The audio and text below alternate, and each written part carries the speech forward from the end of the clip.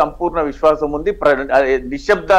నిశ్శబ్దంగా ఓట్లు వేసినటువంటి వ్యక్తులందరూ కూడా బీఆర్ఎస్ కే ఓట్లు వేసిండ్రనేటువంటి మొదటి రౌండ్ కి సంబంధించి ఫలితం వస్తుంది. కొనసాగుతున్న జూబ్లీహిల్స్ ఉప ఎన్నిక కౌంటింగ్ లో తొలి రౌండ్ లో ఫస్ట్ రౌండ్ షేక్పేట డివిజన్ లో కాంగ్రెస్ పార్టీ ఆధిక్యంలో ఉంది.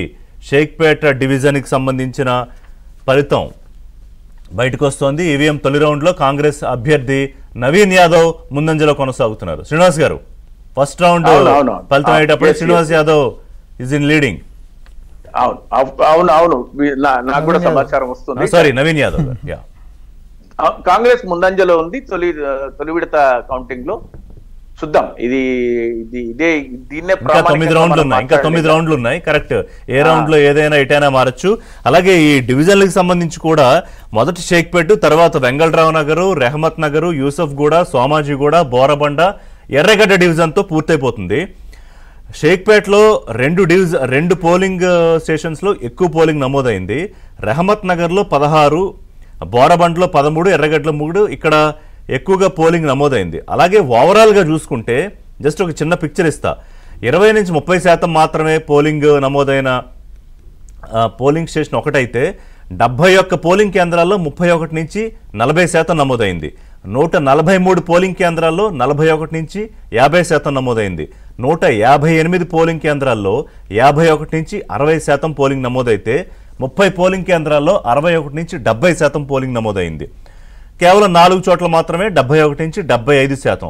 సో రెహమత్ నగర్, బోరబండ, షేక్పేట, ఎర్రగడ్డ డివిజన్లు డిసైడ్ చేయబోతున్నాయా సత్యం గారు?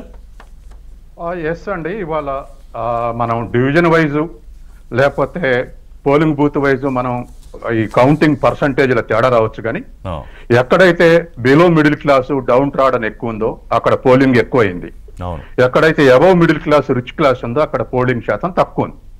కాబట్టి ఇవాళ 48% ఇంత క్యాన్వాస్ చేసినా, ఇంత ఇంటెన్సివ్ థ్రైవింగ్ చేసినా కేవలం 48% పోలింగ్ అయిందంటే 50 దాటలేదంటే క్రైటీరియా అదే. కాబట్టి మనం ఎక్కడైనా తెలంగాణ వ్యాప్తంగా కూడా జనరల్ ఎలక్షన్స్ లో కూడా రూరల్ కాంపోనెంట్ ఎక్కువ ఉన్న దగ్గర ఎక్కువ శాతం అయింది, అర్బన్ కాంపోనెంట్ ఎక్కువ ఉన్న దగ్గర తక్కువ శాతం పోలింగ్ అయింది. ఉదాహరణకు ఒక ఎగ్జాంపుల్ చెప్తాం మీకు. జనరల్ ఎలక్షన్స్ లో మజరలో 91% పోలైంది ఎస్టీ నియోజకవర్గం, నకరకల్లో 88% ఎస్టీ నియోజకవర్గం, అట్లాగే వైరాల ఎస్టీ నియోజకవర్గం 88% పోలైంది, అట్లాగే డోర్నకల్ ఎస్టీ నియోజకవర్గం 86% పోలైంది.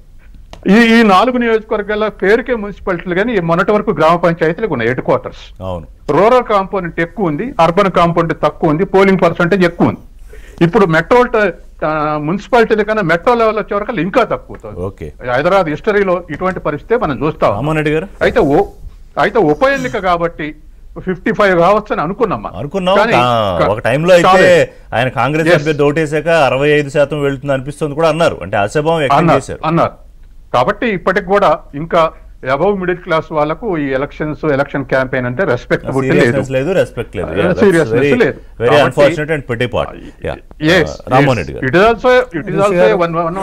ఇంపర్ఫెక్షన్ ఇన్ డెమోక్రసీ, లో polling percentage. So first round అయ్యేటప్పటికి నవీన్ యాదవ్ గారు లీడింగ్ లో ఉన్నారు.